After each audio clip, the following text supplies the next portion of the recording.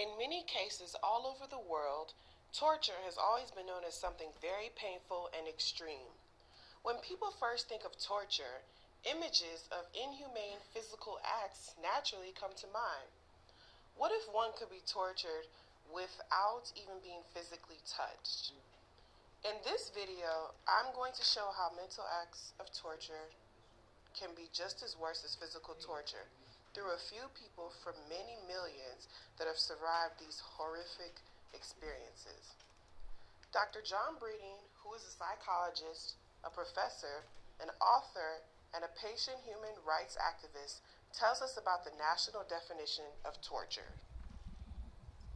According to the United Nations Convention Against Torture, torture is any act by which severe pain or suffering, whether physical or mental, is intentionally inflicted on a person for such purposes as obtaining from him a third-person information or confession, punishing for an act committed or suspected of committing.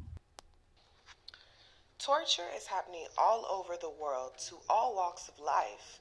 Mental and physical forms of extreme acts are being practiced, or executed rather, on these innocent people.